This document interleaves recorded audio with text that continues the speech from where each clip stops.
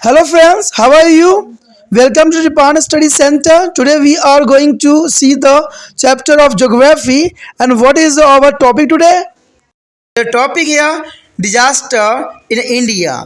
A background, there is an important point here. Disaster in India, a background.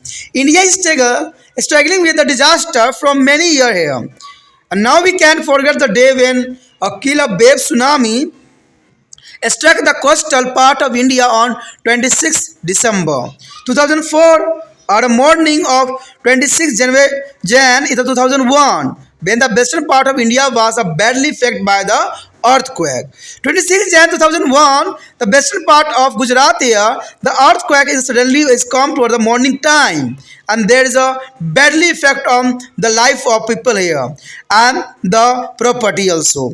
And these are just a few examples. Be aware to listen such a kind of news in a print and electronic media that one part of India is affected by flood, whereas another phase of drought. Due to the vulnerability of different kind of disaster, it is sad that India is a disaster prone country for reason are here.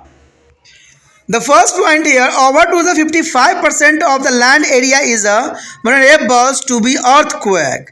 A second is 12% is flood prone. And third is 8% is vulnerable to be cyclone and is a fourth here 70% of the land under to cultivation is the drought prone. There is a most important point here. The next point here, natural hazards and disaster. There is an important here, natural hazard and the disaster here. The vulnerability of India has been to increasing continuously due to the human activity.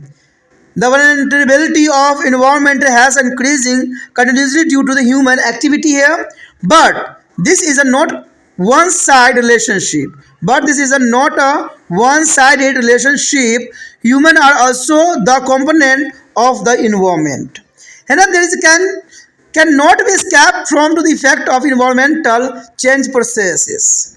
When the local, regional and global process of environmental pose of dangerous to humans are their property. They are simply natural event. For example, a blizzard there is a blowing in the Antarctica is a natural event. But if this is a blizzard is a process dangerous to our lives and property and it is a become a disaster. For the instance of tsunami was caused by an earthquake that occurring in the sea near the Sumatra, Indonesia on 26 December 2004. It is turning into a disaster for India. Sri Lanka and some other country of Southern Asia, it is a cause widespread loss of human life and property and Andaman Nicobar Island and on the coastal of Andhra Pradesh and Tamil Nadu. Here is show the comparison of the hazard and the disaster here. There is an important point discussing here.